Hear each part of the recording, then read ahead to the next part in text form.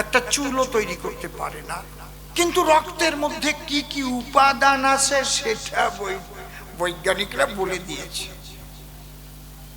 শ্বেতকণিকা কতটুকু আছে, লোহিত কণিকা কতটুকু আছে,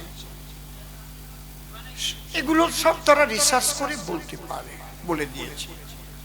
বোঝা যাচ্ছে? তাহলে এই যে আমাদের দেহ খান, বসে শুনেনি জ্ঞানবান, এই দেহের মধ্যেও কিছু অঙ্গ প্রত্যঙ্গ আছে বর্তমান। মেডিকেল সায়েন্স কি পারে, কোনো অঙ্গ বিকল হলে পরে সেই অঙ্গের ওষুধ দিতে পারে, পচন ক্রিয়ায় যদি ধরে কেটে সেটে বাদ দিয়েও দিতে পারে, তাই তো? কিন্তু দাঁড়িয়ে বলি আপনাদের কাছে, দেহের মধ্যে এমন কিছু জিনিস আছে যেগুলো দেখাই যায় না, কিন্তু আছে দেহের ভিতরে। তা কি করে করবে? যদি বলেন এরকম হয় না, কি হয় না তো?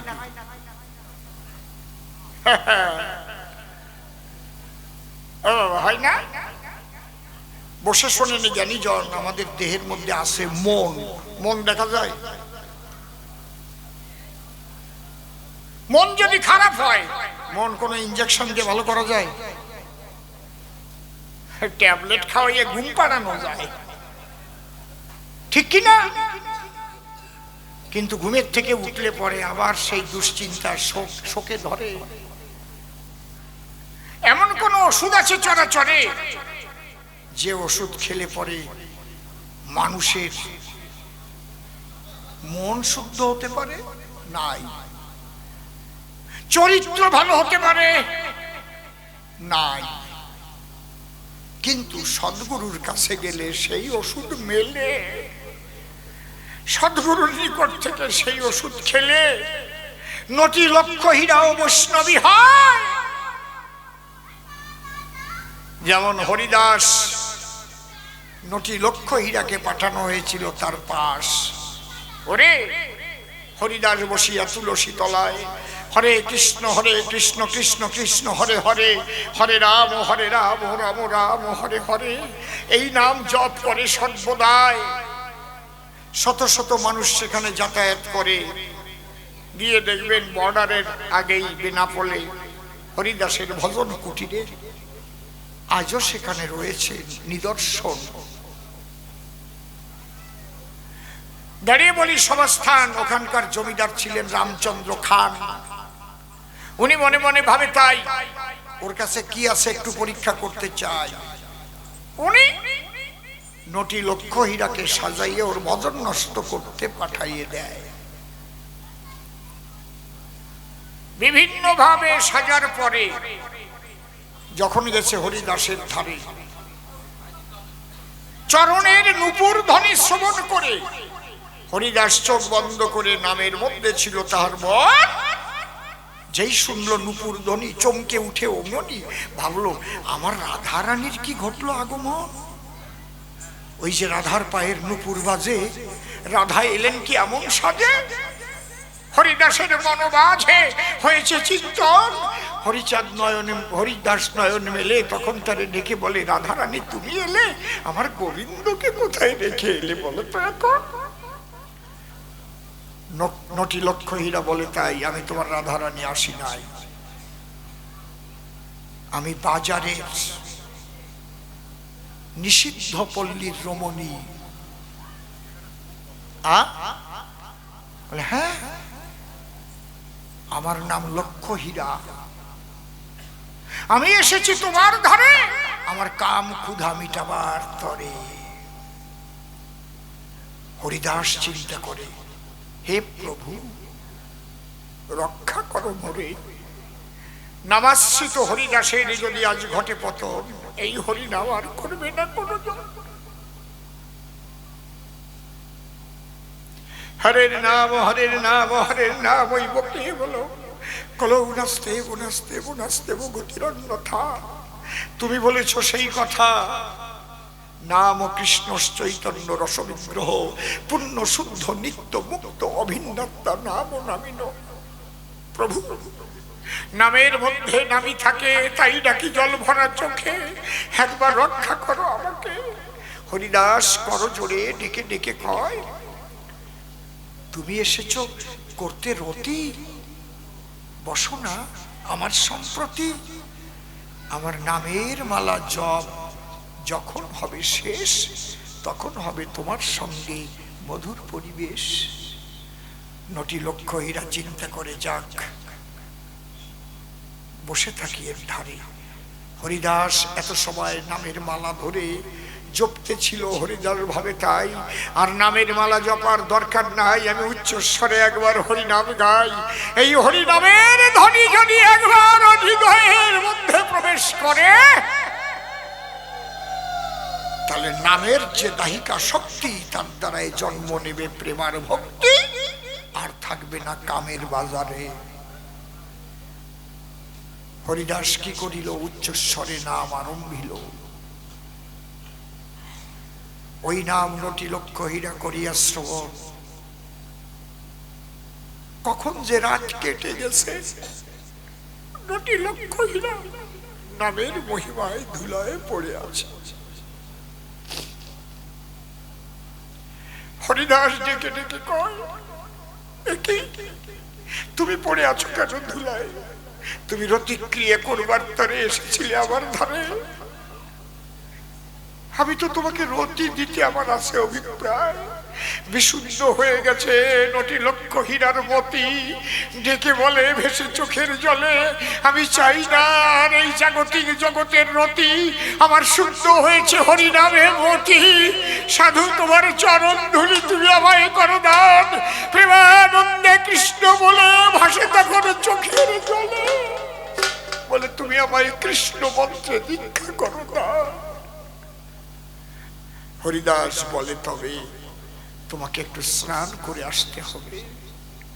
স্নান করে হরিদাসের কাছে যখন সে এলো, কর্ণকুহরে মধুর হরিনাম তারে পুরে দিল। নটি লক্ষ হীরা বৈষ্ণবী হইয়ে বৃন্দাবনে গিয়ে শেষ জীবন ওই নিধু বনে কাটিয়েছিল।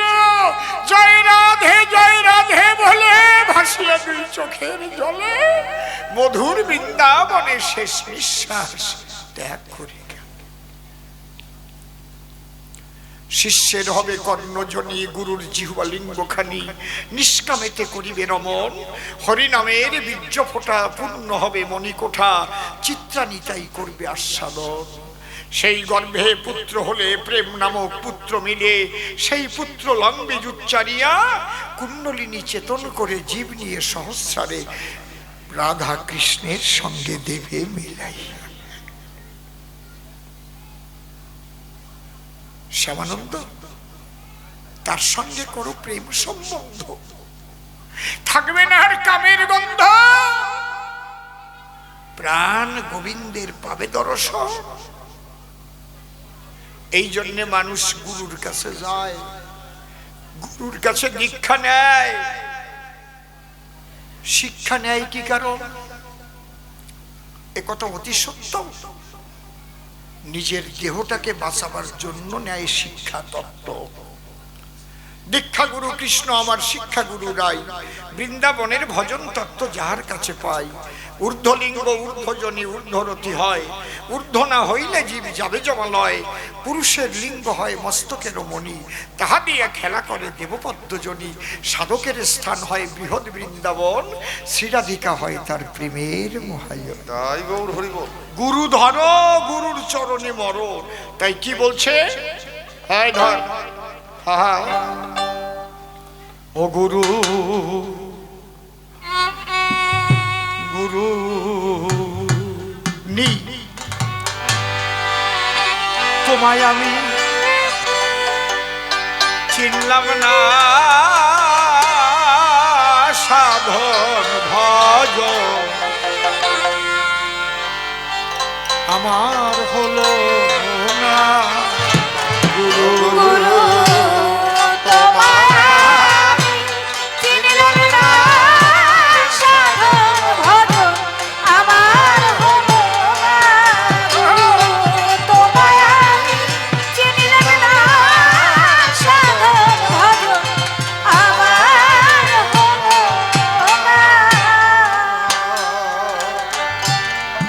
একদিন দুই নয়নে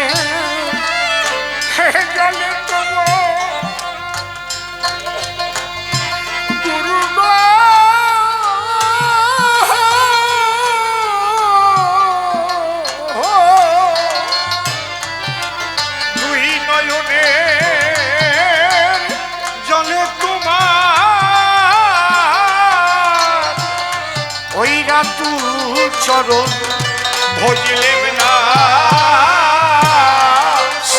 জয় জয় রাধা কৃষ্ণ প্রেমানন্দে হরি হরি বলো।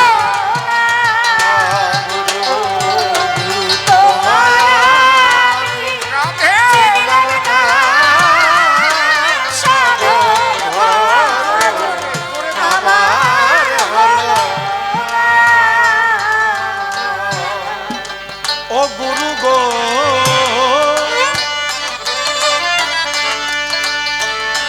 গুরু গো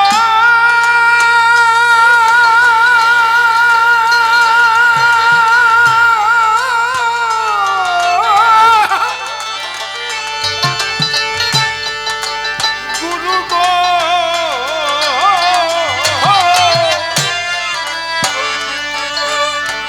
ওরে আমি পেয়েছি এই মায়ার সংসার, আমি অসারকে তাই ভেবেছি ভব করে চিন্তা করলাম না।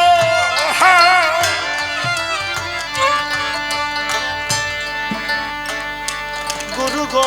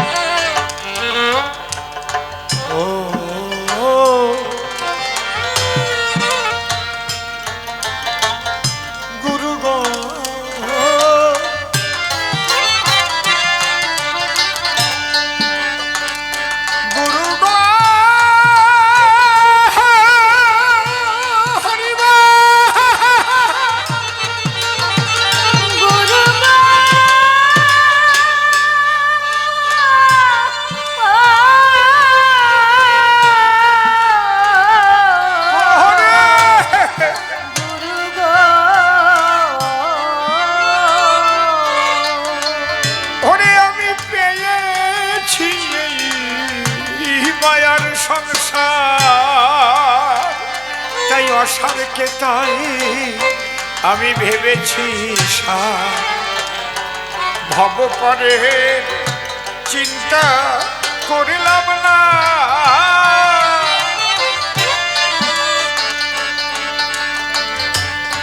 আমি পদে পদে আঘাত খেয়ে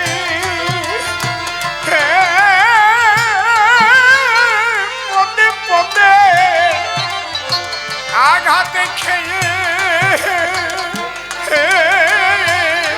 তবু আমার মনের ভ্রান্তি গেল না।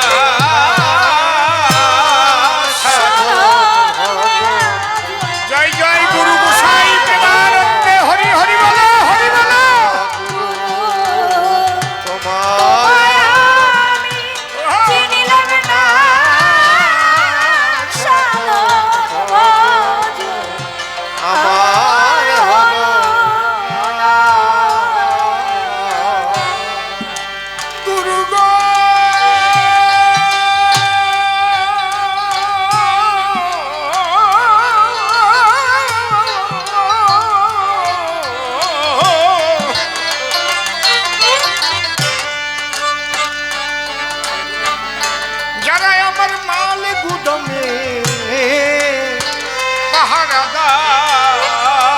তারাই করে ঘরে ওরে সোনা কারবার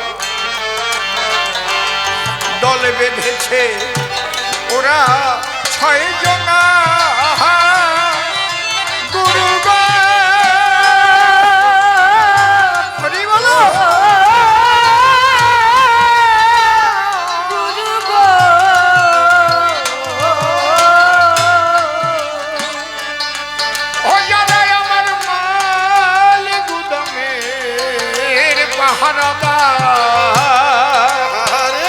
তারাই করে এই ঘরে সুরাকার দলে বেঁধেছে ওরা 6 জনা। ওরাই আমার মাল কোঠার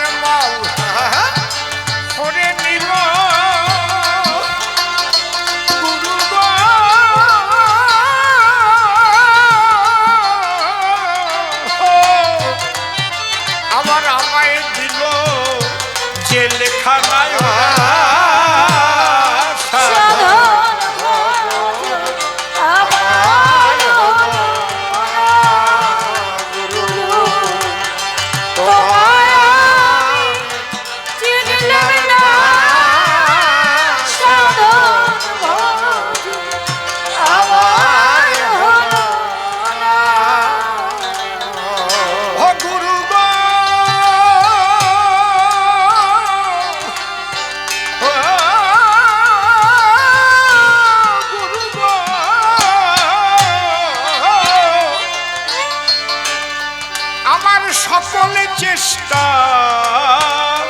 হয়েছে শেষ, এখন আমার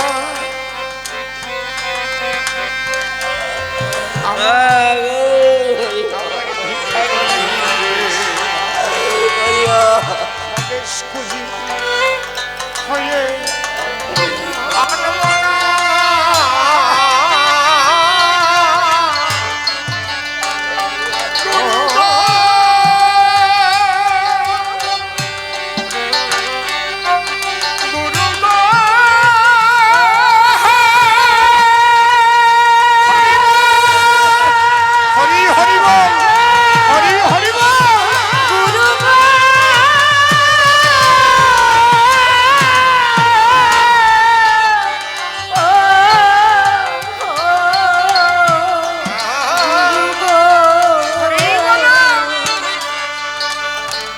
আমার সকল চেষ্টা হয়েছে হয়েছে ভেবেছিলাম কত পণ্ডিত হয়েছে, কত বড় হয়েছে, এখন যখন অঙ্ক কষি দেখি হাতে তো কিচ্ছু নেই। এত কিছু নাকি আমি মালিক হয়েছিলাম, যাবার সময় তো কেউ নেই।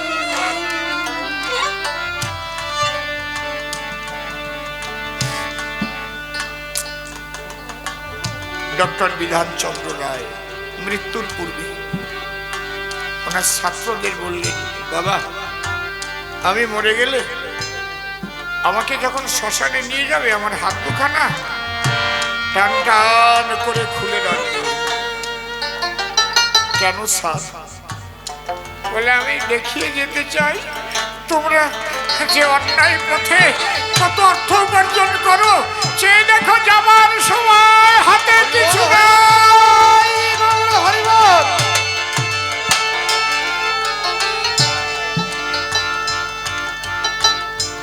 আর আমার দেহের পোড়া ছাইগুলো নিয়ে ছড়িয়ে ছিটিয়ে দিও, সবাই যেন বুঝতে পারে যে দেহের শেষ পরিণতি এক মুঠো পোড়া ছাই। গুরু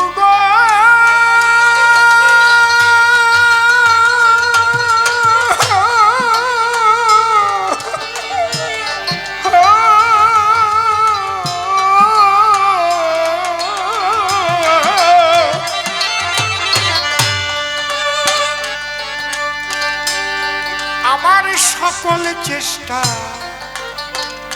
হয়েছে শেষ, এখন আমার ভিখারির বেশ স্বদেশ খুঁজি হয়ে আনমনা।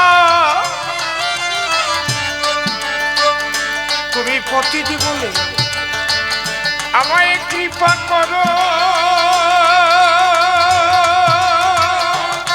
গোবিন্দ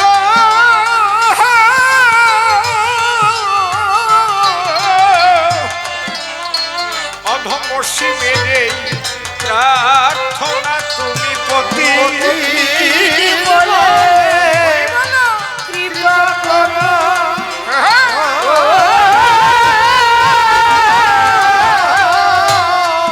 অসীমে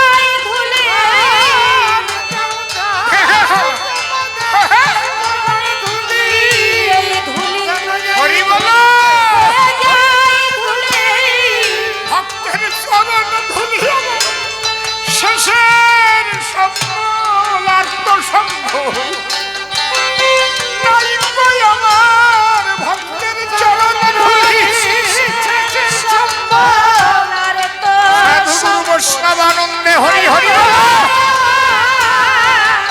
এই ধুলাই দিয়ে গড়াগড়ি একবার ঘুরাই এলো, পারের করি এই ধুলা দিয়ে গড়াগড়ি ঘুরাইয়া এলো ভবন পারের করি।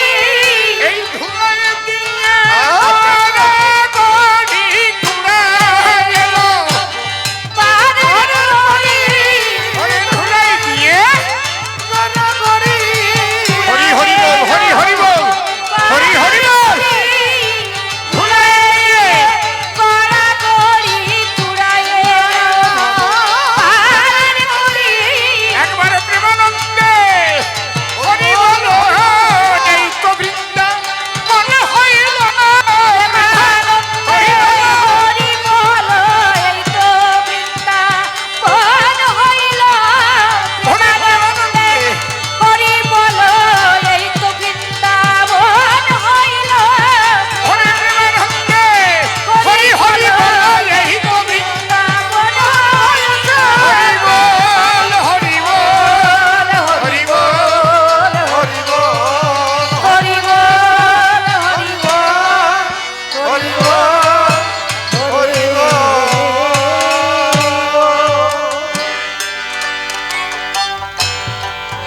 জয় রাধে, জয় রাধে, হরি বল, হরি বল। একে একে প্রশ্নপত্র করেছিল দান,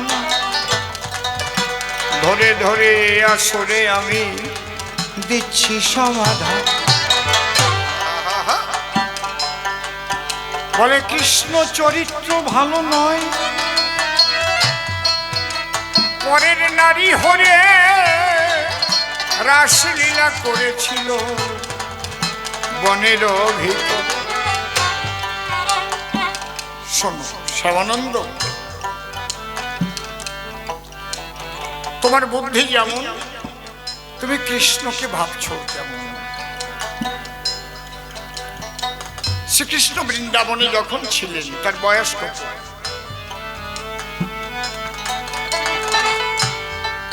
বলতে পারেন?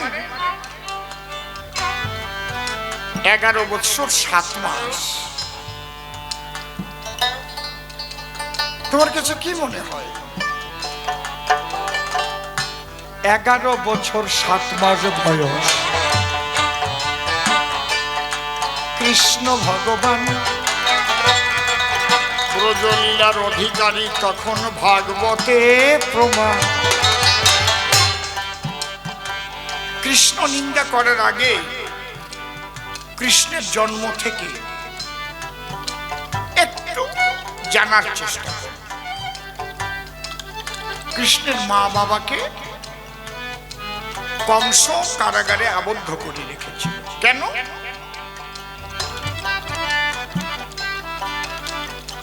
কংসের বোন হচ্ছে দেবকী। দেবকীর বিয়ে হয়েছিল বসুদেবের সাথে। হঠাৎ দৈব বাণী শুনে রাগ হইল তাতে। এ কংস, এত আদর করে বনভগ্নিপতিকে নিয়ে যাচ্ছ ঘরে, এর অষ্টম গর্ভের সন্তান মারবে কিন্তু তোরে। তোর বোনের যে অষ্টম গর্ভের সন্তান জন্ম নেবে, সেই সন্তানই তোর মৃত্যুর কারণ। কি এত বড় কালসাপ! কংস নির্দেশ দিল, নিক্ষেপ করো কারাগারে।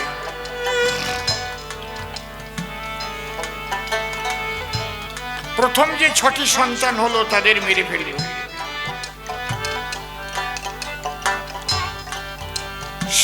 সপ্তম গর্ভে, ওই গর্ভ কিন্তু আকর্ষণ করে রোহিণীর গর্ভে পাঠাইয়ে দেয়।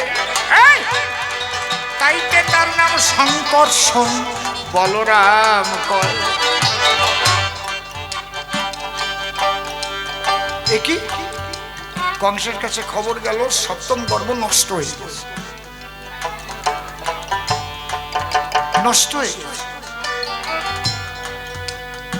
কংসের চিন্তা হলো বিশ্বাস করা যায় না, অষ্টম গর্ভে যেন কোনো সন্তানই না জন্মে সেই ব্যবস্থা করল। কারাগারের দুটি রুম দুইজনকে ভাগ করে রেখে দিল, জৈবিক মিলন যেন না হইতে পারে। যদি স্বামী স্ত্রী মিলন হতে না পারে সন্তান হবে কেমন করে? তাহলে মৃত্যু ভয় আর থাকবে না, আমার কে মারিবে মোরে।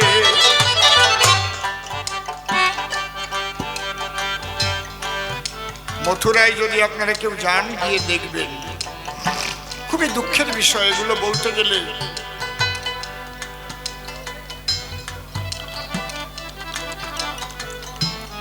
খুব ব্যথা যাবে দিলে। এরকম একটা না, কাশী বিশ্বনাথ থেকে আরম্ভ করে বৃন্দাবনে গোবিন্দ মন্দির থেকে আরম্ভ করে গিয়ে দেখবেন সে কংসের কারাগার যেখানে শ্রীকৃষ্ণের জন্মভূমি জন্ম হয়েছিল তার অর্ধেকটা দখল করে মসজিদ তৈরি করেছে। ওই অবস্থায় আছে, আমি নিজের চোখে দেখে এসেছি।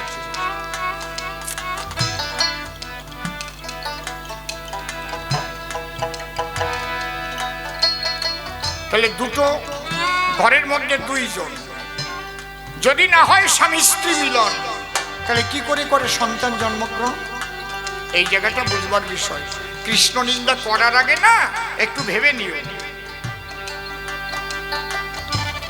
তোমার মা বাবাকে যদি দুই ঘরে আটকে রাখা হয় শৃঙ্খলাবদ্ধ অবস্থায়, জন্ম দিতে পারবে সন্তান?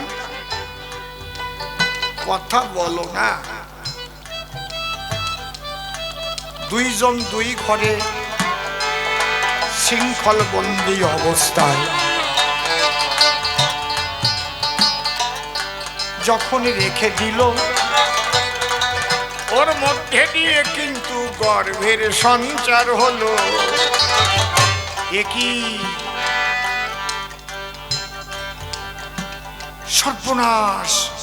বাইরে দিয়ে তালা মারা, দুইজনের মিলন হওয়ার কোন রকম কোন ফাঁক ফোকর নেই। এর মধ্যে দিয়ে ভগ্নী তার গর্ভবতী, যেই দেখিতে পেল কংসের ভিতরে মৃত্যু ভয় জাগিয়া উঠি, পাহারা বাড়িয়ে দিল। এই সাবধান, বাপ ভালো না, তালা আরো বেশি লাগাও।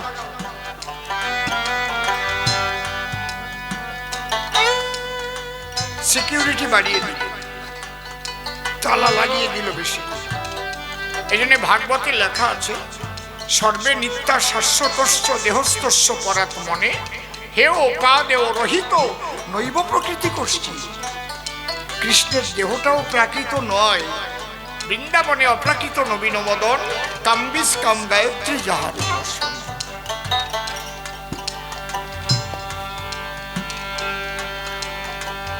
এইভাবে গর্ভে কিন্তু কোনো সন্তান নাই, বায়ু গর্ভ। কারণ ঈশ্বরে যারা গর্ভে আসে না তারা বায়ু গর্ভ দেখায়, আর সময় হলে স্বইচ্ছাতে আবির্ভূত হয়। এই জন্য গীতায় বলেছে, যদা যদা হি ধর্মস্য গ্লানির্ভবতি ভারত অভ্যুত্থানম অধর্মস্য তদাত্মানাম সৃজাম্যহম। আমি নিজেকে নিজে সৃষ্টি। আমাদের দেহ যেমন মা বাবার রজবীর্যের দ্বারাই তৈরি, স্পার্ম ওভাম মিলনের ফলে জায়গঠন করে, তারপরে কোষ বিভাজন হতে হতে আমাদের দেহ বাড়ে। ওই রকম না, তিনি আবির্ভূত হন, তিনি লীলা সাঙ্গ করে চলে যান। তার জন্ম নাই, মৃত্যু হল। আরে গীতায় লেখা রয়, এটা বোঝে না যারা পাগল তারা বাজে কথা কয়।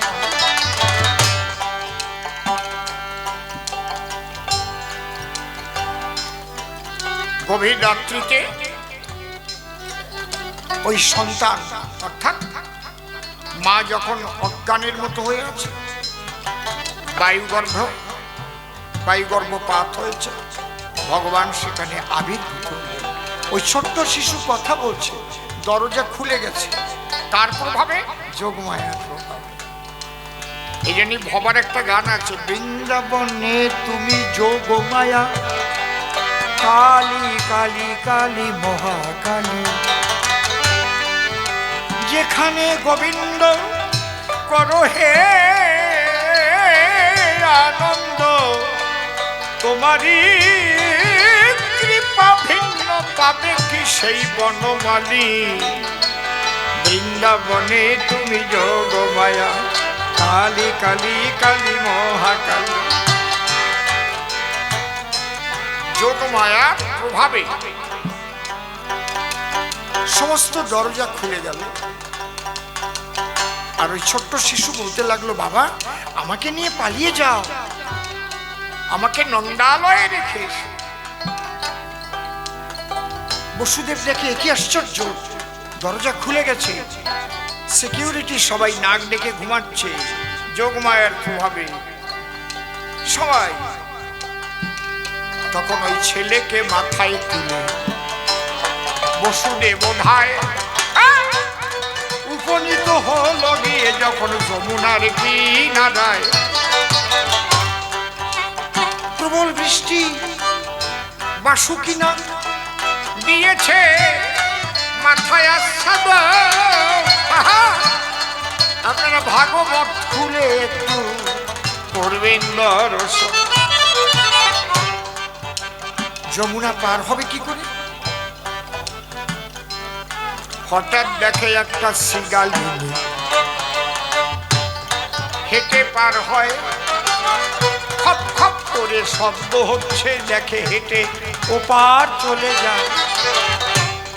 আমি যদি দেখি যে নদীর মধ্যে দিয়ে একটা সিগাল হেঁটে যাচ্ছে, তাহলে আমার যেতে ভয়। ওইভাবে হেঁটে হেঁটে বসুদেবে গেল। যশোদার কিন্তু একটা কন্যা সন্তান হলো। ওই কন্যাটারে নিয়ে এসে ছেলে রেখে দেয়। ওই কন্যা নিয়ে কারাগারে হয়েছে উদয়। সকালবেলা বললো মেয়ে হয়েছে, মেয়ে। বলে ও মেয়ে হলে ওর ছাড়া নেই, কারণ অষ্টম গর্ভের সন্তান হবে আমার মৃত্যুর কারণ। ছেলে মেয়ে তো আর উল্লেখ নাই। আন ওইটারে ধরে আন। ওই ধরে নিয়ে আষাঢ় দিন যখন মারতে গেল যোগমায়া মহাশূন্যে, তখন এই উঠিল। কি বলে গেল? তোমাকে বধিবে যে গোকুলে বাড়িছে সে। বুঝতে পারছি? কংস তদন্ত লাগিয়ে দিল, রাজা তো। এই দেখো এই দিনে কোথায় কোথায় বৃন্দাবন, মথুরা, দ্বারকা, বর্ষণা, নন্দগ্রাম সব জায়গায় দেখো এই দিনে কোথায় কোথায় শিশু জন্ম নিয়েছে। সব কয়টারে মানো, সব মানো। আজকে তো একটাও গল্প বলিনি আপনাদের কাছে। বলেছি কি? তাহলে কবি গান হচ্ছে না? একটা ছোট্ট কথা বলছি। গরুর না মাঝে মাঝে নাভিতে ঘা হতো, এমনকি পোকাও পড়ে যেত।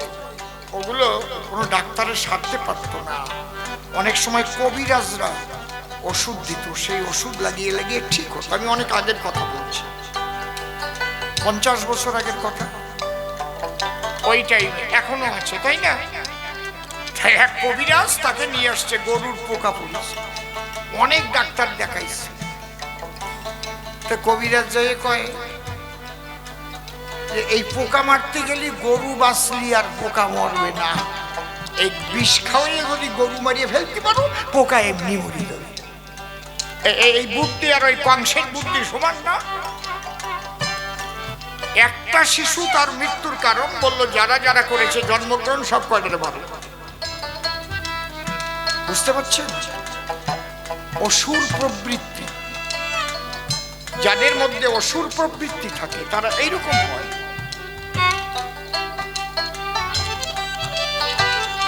খুঁজিতে খুঁজিতে বকুলেতে গো, গোপালের খবর পেল, কারণ ইঙ্গিতে ভঙ্গিতে যোগমায়া আগেই বলেছিল তোমাকে বধিবে যে বকুলে বাড়িছে সে। কি করে মারা যাবে? পুতনা রাক্ষসীর স্তনে বিষ্মা খাইয়ে দেয়।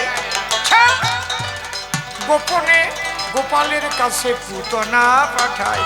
এই শ্যামানন্দ, কার নিন্দা করছো আগে দেখো। পুতনা রাক্ষস সুন্দরী রমণী হয়ে স্তনে মাখালো বিষ, জানে না সে যাচ্ছে কার পাশে, স্বয়ং জগদীশ। কেউ নেই, বাচ্চাটা শুয়েছিল ওখানে, ঢুকে ওকে কোলে নিয়ে মুখে স্তন দিয়েছে।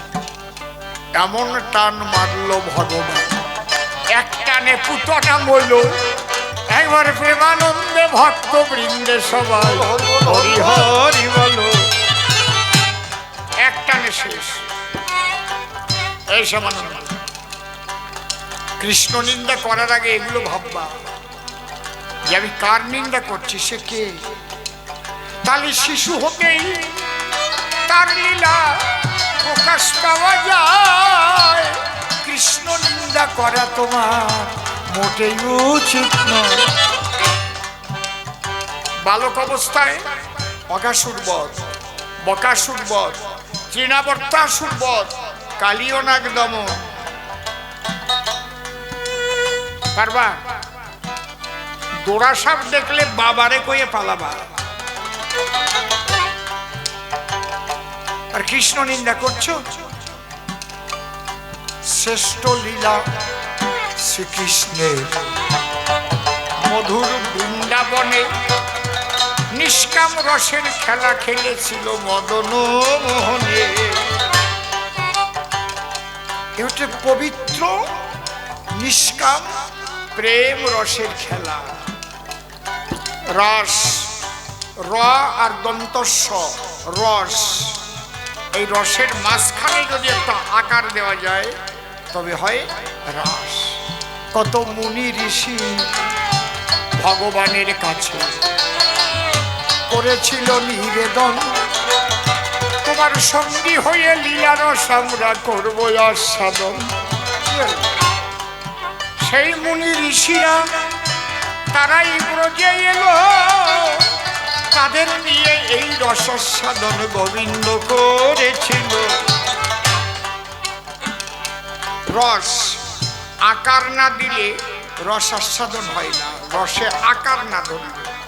আমার মধ্যে যে আত্মাটা আছে, অসীমের দেহটা আপনারা দেখতে পাচ্ছেন, কিন্তু অসীম যে পবিত্র আত্মাটা ভিতরে আছে, দেহটার নাম অসীম, আত্মার কোনো নাম হয় না, ওটা পাওয়ার। এইটা এই যে লাইট গুলো জ্বলছে, এটা টিউব লাইট, আর ওইটা কি লাইট? ওই যে এক একটা এক এক রকমের লাইট, কিন্তু ওর ভিতরের পাওয়ারটা এক, আকার অনুপাতে নাম আলাদা, একই পাওয়ার।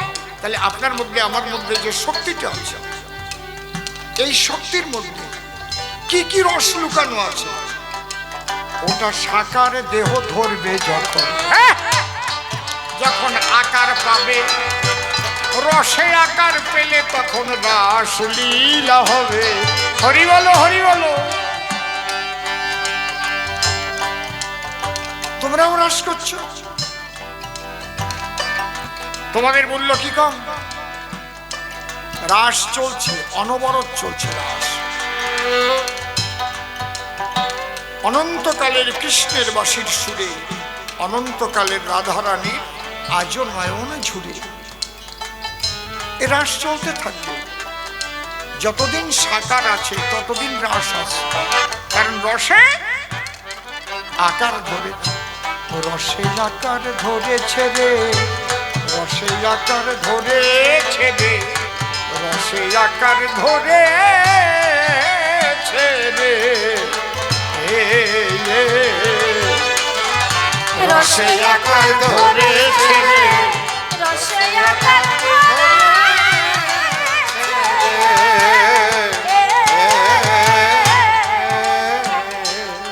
সেই নিষ্কাম রসে মত্ত হয়ে, সব রসে মত্ত হয়ে, ওরে ভাই নিষ্কাম রসে মত্ত হয়ে আজ রাস লীলা করিতেছে, রসে রসে আকার আকার ধরেছে ধরেছে রে, রে, রসে আকার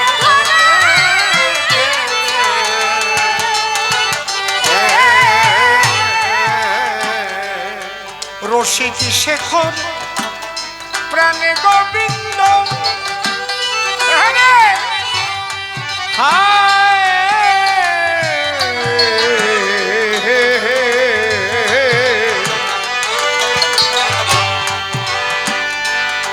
রসিক শেখর প্রাণে গোবিন্দ,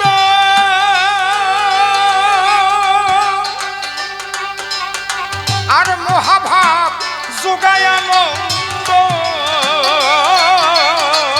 রসিক শেখর প্রাণে গোবিন্দ,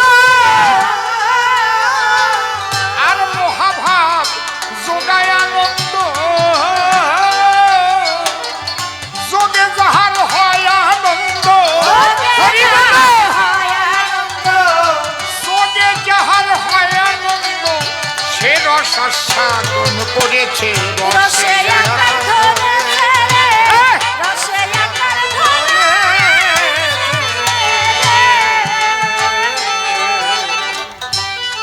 মৃত্যু হয় বিয়োগের ঘরে, গৌর হরিবা খ্যাপারে ও খ্যাপারে, মৃত্যু হয় বিয়োগের ঘরে, তার রাসে জাগা হবে না রে, যার মৃত্যু হয় বিয়োগে, তার রাসে জাগা হবে না রে, হবে না রে, যার তরি চলে উজান ধরে, তরি বলো, যার এই তরি চলে, তরি চলে উজান ধরে, রাসলীলা সে বুঝেছে রে, রসে আকার ধরেছে রে, রসে আকার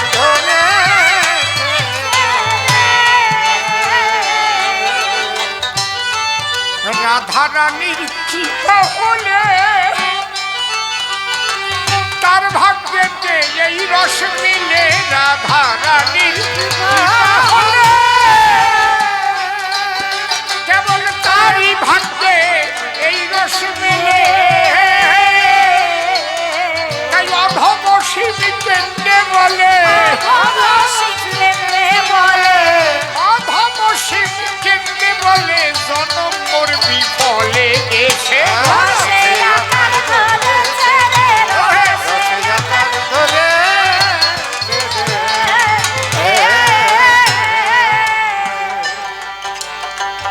তোমাকে এইটুই বলবো, যে পর্যন্ত হাতের নাগাল না পাও সেই পর্যন্ত চুলকতি যাইয়া না, ওতে লাভ হয় না, বুঝলি? তুমি ইনভেন ক্লাসের ছাত্র, তুমি MA PhD করার ইচ্ছা করছিস, হায় রে আমার কপাল, কৃষ্ণের ভুল ধরছে। যে কৃষ্ণ নাম, যে নামে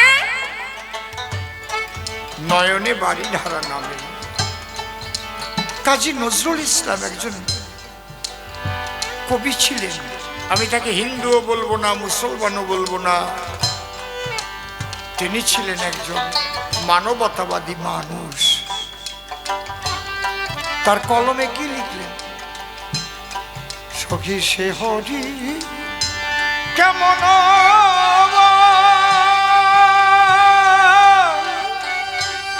নাম শুনে যা এত প্রেম জাগে এ বাজা চোখে আনে এত জল সখী কেমন আরে নাম শুনে যা এত প্রেম জাগে চোখে জানে এত শিহরি কেমন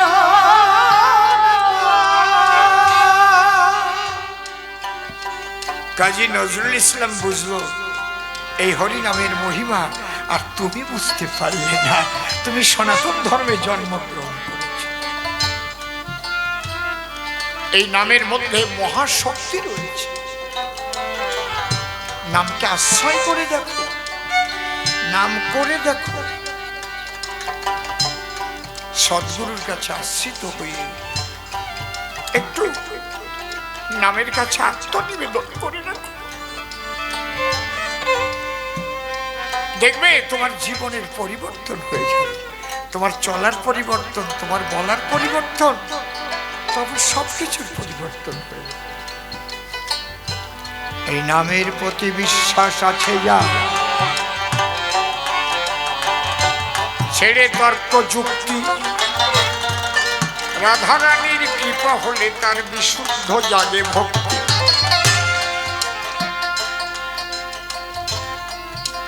তুমি অনেকগুলো প্রশ্ন করেছ, জবাব আমি দেব। 11:30 বেজে গেল কখন?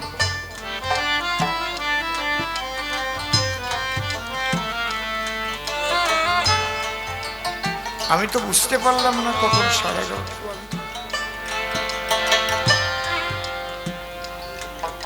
আমি আরো জবাব দেব, তার আগে আপনাদের কাছে আমার একটা নিবেদন। এই বৃন্দাবনে আজ আপনারা এসেছেন ব্রজগোপী, ব্রজের রাখাল, ব্রজবাসী আপনারা। অনেকটা এগিয়ে গেছে, আর একটু বাকি আছে। হা হা হা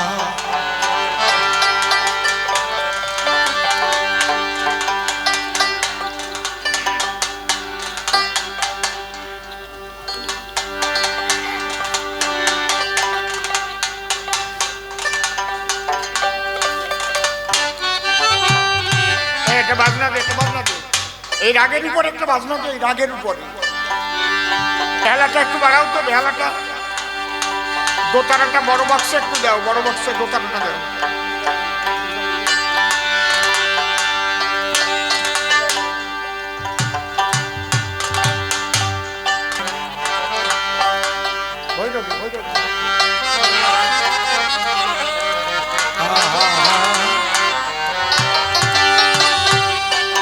ভক্তি ভরে ডাক রে তারে, শুদ্ধ রেখে মন। ভক্তি ভরে ডাক রে শুদ্ধ রেখে মন, ভক্তি ভরে ডাক রে তারে, শুদ্ধ রেখে মন।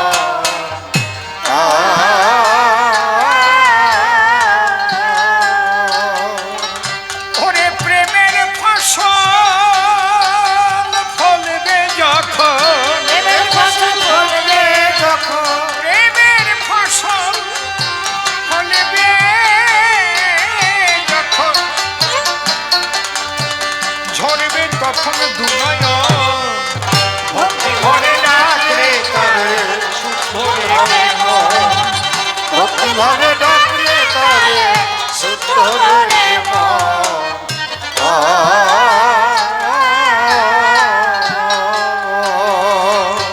হিন্দুদের এই নূতন কীর্তি করে মাটি দিয়ে গড়ে মূর্তি। শোনো, তুমি বললে পৃথিবীতে আমি নিরাকারবাদী বেশি দেখলাম, আর হিন্দুদের যে কীর্তি মাটি দিয়ে গড়ে মূর্তি তাতে পূজা দেয়। বলো কি কারণ?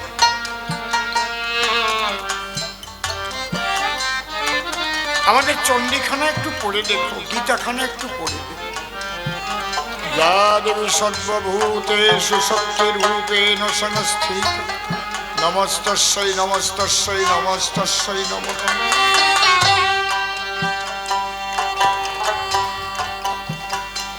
কাঠের মধ্যে আগুন আছে, কিন্তু কাঠ ফেলে রাখলে কি আগুন ধরবে তাতে? জঙ্গলে গিয়ে কিন্তু কেউ দেশলাইয়ের কাঠি দিয়ে আগুন লাগাইয়ে দেয় না। শুকনো কাঠে কাঠে যখন ঘর্ষণ হয়, বাতাসের দ্বারায় ঘর্ষণে আগুন জ্বলে, তখন দাবানল সৃষ্টি হয়। এ গাছ থেকে ও গাছ ধরে পোড়াই দেয় কাঁচা গাছদের।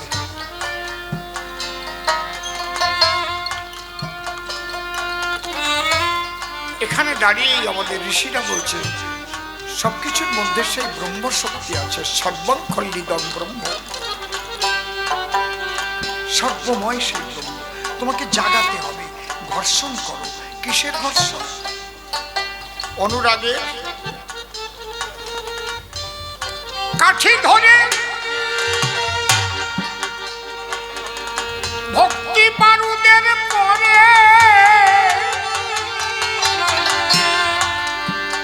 ঘন ঘন ঘষতে পারে জগতে যে জন।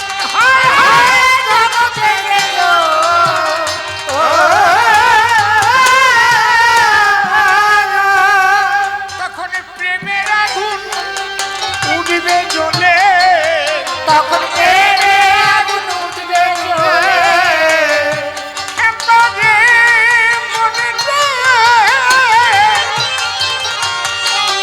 তখন প্রেমের আগুন উঠবে জ্বলে, ওই মূর্তিতে দেয় দর্শন। ঘরে থাকলে ভক্তি ভরে লাগলে শুদ্ধ করে মন।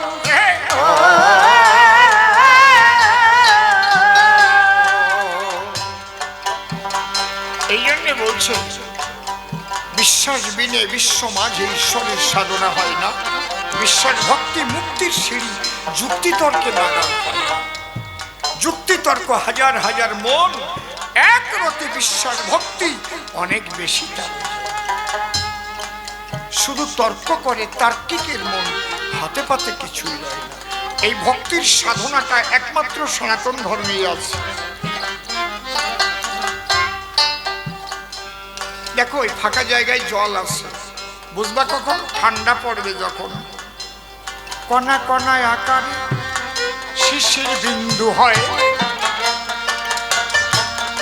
গিয়ে দেখবে তুমি উঠে ভোরবেলায়। হায় হায় উঠে ভোরবেলায়,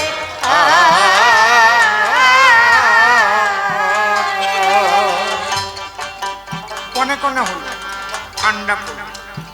যখন তাপমাত্রা মাইনাসে চলে গেল, বরফ হয়ে গেল। একই জল, ঠিক ওই রকম সমস্ত চাহিদা তোমার যেদিন মাইনাস হবে, একমাত্র তার জন্য তুমি পড়ে রব। চোখের জলে ডাকলে তারে মাটির মূর্তি কথা কয়ে, মাটির কালি জ্যান্ত হয়ে বেড়া বেঁধে দেয়। বেড়া বেঁধে দেয়, হায় হায় বেড়া বেঁধে দেয়। যে দেশে কোনোদিন ঠান্ডা পড়ে না, সে দেশে তো জল বরফ হয় না। আর যে ধর্মের সাধনার মধ্যে ভক্তি নাই, সেই ধর্মেই নিরাকার। কারণ তাদের সাকার, তাদের ইষ্ট সাকার হতে পারে না। নিরাকারবাদীরা হচ্ছে গরম গরম, ঠান্ডা নলে হবে না, ভক্তিবাদীরা ঠান্ডা। হরে কৃষ্ণ, ঠান্ডা, কেঁদে কেঁদে কেঁদে কেঁদে। হরে কৃষ্ণ কৃষ্ণ কৃষ্ণ হরে হরে, হরে রাম হরে রাম,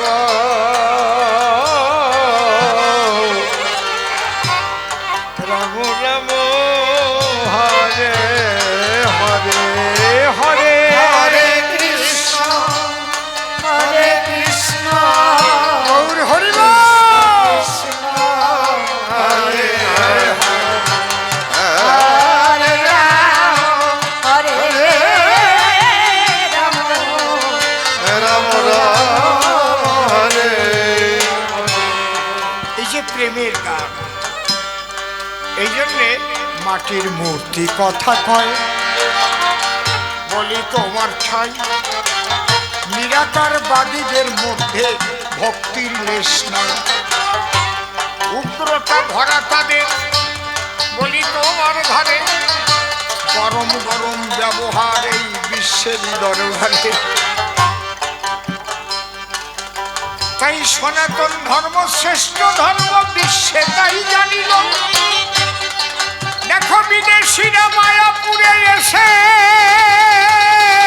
কৃষ্ণ মন্দির গড়ে দিল, কৃষ্ণ মন্দির গড়ে দিল। কৃষ্ণ মন্দির করে দিল।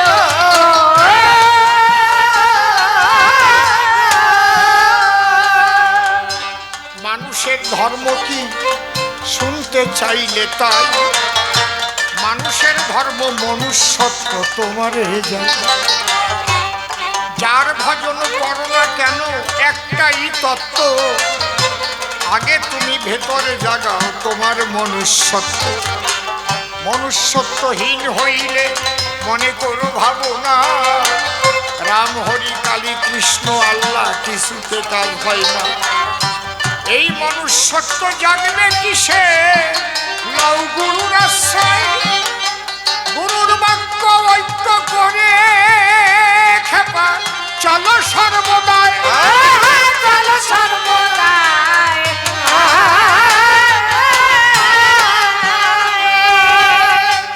মনুষ্যত্ব জাগাতে গেলে আগে মুখ করো ঠিক, সব সময় লক্ষ্য রাখো একই সত্যের দিক। লয়ে নিজ নারী ব্রহ্মচারী সচ্চরিত্র রবে, হাতে কাম মুখে নাম সদা সত্য কথা কবে। পর সতী পরপতি প্রভু না স্পর্শিবে, তুমি না ডাকিলে হরি তোমারে ডাকিবে, হয় হয় তোমার ডাকিলে হরি তোমার ডাকিলে। সত্যবাদী জিতেন্দ্রিয় হইবে যে, না থাকুক তার ক্রিয়াকর্ম হরি তুল্য। বাবা হরিচাঁদ বলে গেছেন এই মধুর বাণী, বিশ্ববাসী সবাই যদি সেই বাণী মানি। মনুষ্যত্ব যবে তোমার হবে জাগরণ, তোমার ভাগ্যে মিলবে তখন প্রেম ভক্তি দান। শ্রী চৈতন্য বলে গেছেন ভক্তদের বাজারে, ভক্তি বিনা কোনো দিনই পাবে না কোথারে। দেখতে দেখতে অনেক রাত্রি হয়ে গেছে ভাই, একটাও জবাব দিতে বাকি রাখি নাই। প্রত্যেকটা ধরে ধরে দিয়েছি জবাব, ঘন্টা তিনেক জবাব দিলাম রাখি নাই অভাব। আপনারা আশীর্বাদ করিবেন দান, আমি তো আপনাদের নিজের সন্তান। আপনাদের আশীর্বাদে যদি আমি পাই, আমার তো কোনো ভয় জীবনে আর নাই। উলুধ্বনি হরিধ্বনি করবায়ের বর, এইবার বিরোধ গীতি গাইব দুইজন।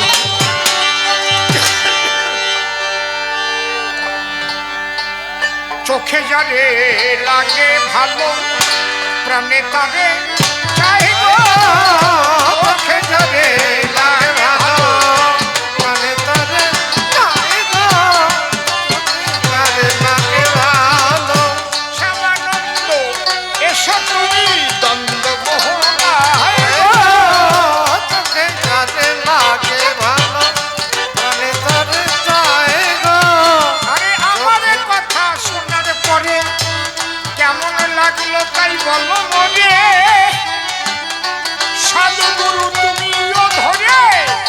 সাধনায় চোখে গানে লাগে ভালো গুরু চিনব কেমন করে বলো দেখি আমার